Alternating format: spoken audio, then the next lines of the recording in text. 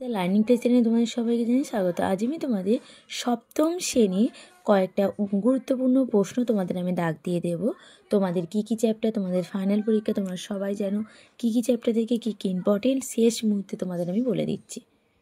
বায়ুর চাপ বলা, ভূমিরূপ, নদী, শিলা ও মাটি। তাহলে এখানে তোমাদের দেখো তিনটে প্রশ্ন আমি দাগ দিয়েছি। সমুদ্রপৃষ্ঠে বায়ুর চাপ কত? তোমাদের আছে আর বায়ুর চাপ মাপার যন্ত্রের নাম কি? আর 1 মিলিবার সমান সমান কত?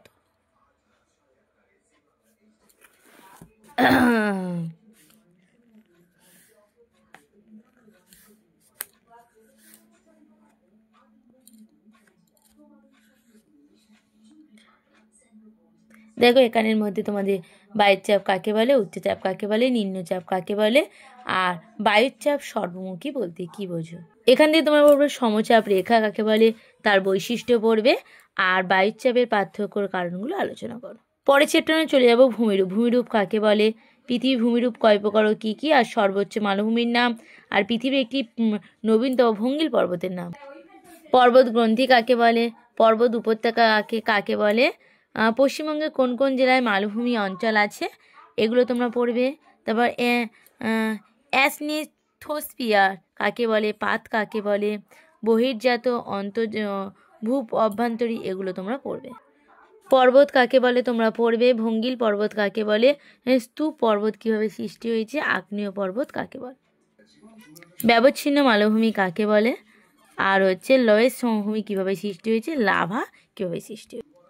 ভঙ্গিল পর্বতের উৎপত্তি কীভাবে হয়েছে, এটা তোমরা করবে। ক্ষয়জাত সঞ্চয়জাত, এগুলো খুব ইম্পর্টেন্ট প্রশ্ন, বারবার পরীক্ষায় পড়ে। এর সাথে তোমরা যদি ছবি দাও খুব ভালো। পরের চ্যাপ্টার তোমাদের নদীর উৎস কাকে বলে, নদী উপত্যকা কাকে বলে, নদীর সবচেয়ে বড় বদ্বীপ, দোয়াত কথার অর্থ কী, আন্তর্জাতিক কী, গঙ্গা দুটো উপশাখা নদীর নাম কি, নদী কাকে বলে, এগুলো তোমরা কিন্তু খুব ভালো করে করবে। আদর্শ নদী কাকে বলে, উপনদী কাকে বলে, শাখা নদী কাকে বলে, মোহনা কাকে বলে, জল বিভাজিকা কাকে বলে, উচ্চ গতিতে নদী উপত্যকা ভি আকৃতি কেন, এটা তোমাদের খুব ইম্পর্টেন্ট প্রশ্ন। সাথে তোমরা যদি আঁকাটা দাও খুব ভালো হবে।